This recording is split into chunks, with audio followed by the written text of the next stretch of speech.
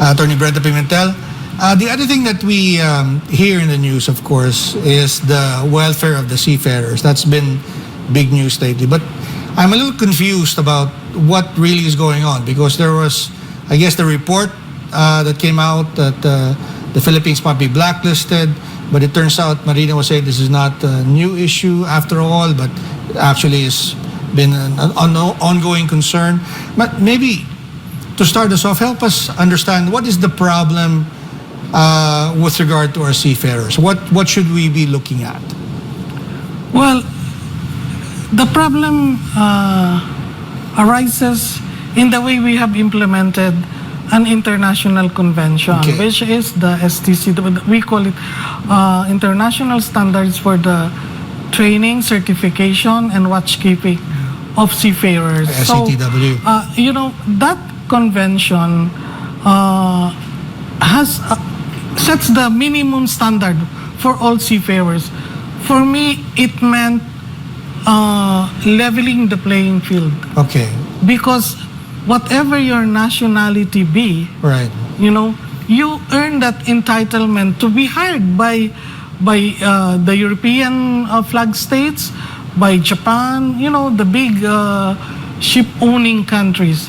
So it is really for me, an opportunity opened for the Filipino seafarers.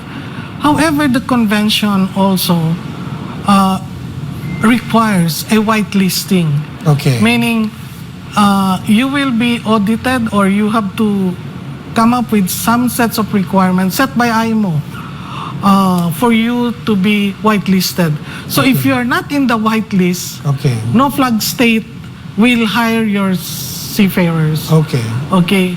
So in that case, if I'm understanding you correctly, we're talking far beyond 50,000 or so seafarers who are directly employed by European flagships. Yes. Is that right? Yes. So when you say that way, that there's the whitelisting, we're talking about the certification of all Filipino seafarers. Yes. And what I'm saying is that even if IMO has whitelisted you, the flag states, meaning the country where a ship is registered, Okay. has that right to audit a country Okay. from where the seafarer comes from, no? So, what you just mentioned is that people are saying that there are 50,000 seafarers manning European vessels. Right. But the impact is more than that. Okay. Because what is the effect of the EU withdrawing the recognition of the certificates of the Filipino seafarers? Actually, it is declaring that any ship with a Filipino seafarer on board will be considered unseaworthy. I see. Because it's not complying with he's not complying with Some the people minimum. were saying that the European vessels will only, change flags. You have flags of convenience, of course. So that's not the case. You're saying, so even if a Japanese vessel, if I'm understanding you correctly, say goes to Europe, right, and they see seafarers there who are lacking certification, that they're also affected. Is that correct? Yes, in fact, I think that is a plan that they have considered. No, like if you are a Filipino seafarer, your Filipino certificate is no longer recognized. Right. You go to like Panama Okay. or Japan and have Japan issue a certificate. Okay. Under the Japanese certification system or Panamanian certification system. That is considered like there is a presumption that Panama or Japan looked into the way you were certified or Right. trained. And then in its own way, Japan or Panama will issue its own certificate under a Panamanian document. Right. So, if that Filipino seafarer is now carrying a Panamanian certificate, he goes to a European flagship. Right. That Panamanian certificate could be accepted. Okay. because that is another flag state. Okay. But of course, you will always say na, it's like It's a circumvention, right?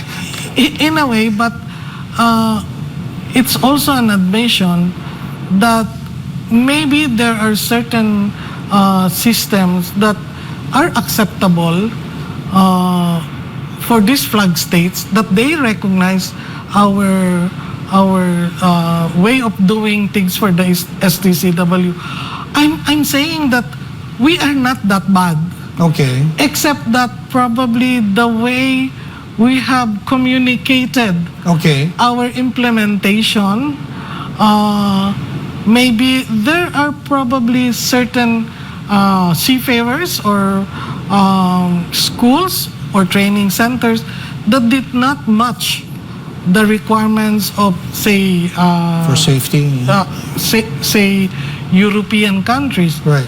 But still, it is like another country recognizing it, and there is no way a port state which accepts the Right. the vessel of that flag state can say no, because they recognize the third flag. Right. So Well, what is, again, going back to the original, what is the problem? Because is it merely the way we're teaching our seafarers? Is that not sufficient to the European maritime administrators? Or is it something else, like maybe facilities or maybe actual, hands-on experience? What is it that they want the Philippines to address? there are The big list. there are a roster of they say grievances. Okay. And I would suppose that the Philippines tried to overcome this, Right. but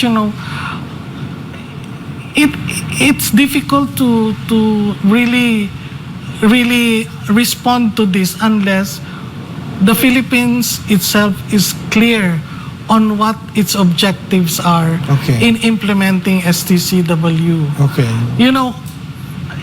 I have always been saying the STCW convention is a safety convention. Okay. It is not a labor convention. Okay. So what is now And yet our policymakers are of the labor mindset, not the safty mindset. Is that what you're saying? it doesn't matter that they have that one, but Okay. let's not lose the fact safety.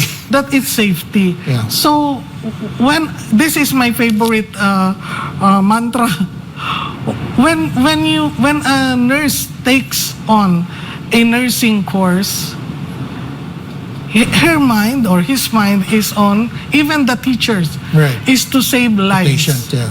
Yeah. No, the teachers, the ones, Yeah. And for seafarers, his intention should be to save lives and properties at sea. Okay. But when you talk to students, one or senior high school wanting to enter the profession, the marine profession, they will always say, I want to go abroad. I want to Okay. earn dollars. Okay. So I think in that respect, it is government's role to change that mindset. Okay. Because anyway, as I said, STCW has leveled the playing field. If you just train them according to what the STCW says, without thinking about, we will have a lot Yeah. of seafarers deployed, etc. remittances, yeah. So let's produce a lot, Yeah. So I think government must take the lead in changing the mindset, and there should be a paradigm shift. Now, if you look at the STCW convention, it is one convention that has only one statement in its objective, and that is safety of life at sea and marine environment protection. Okay. So that should, It as seems like a core competency, right? yeah. So when you teach, like for example, you use simulators, they say, Right. or this equipment, it's just like you know that this is the way I should operate this so that I can protect the marine environment, and that my crew are always safe, and that the ship is always safe. You know, the ship owners, then when they hire Filipino seafarers, what is their mindset, their perspective? I have to protect my $1 million asset. Okay, the government, the flag state, when they signed the convention, it is to be a responsible member of the international maritime community. So I will make my ship owners abide by the STCW. I'd like to continue my questions with this, but let me take a quick break, Attorney. This is Business and Politics. We'll be right back with Attorney Brenda Pimentel.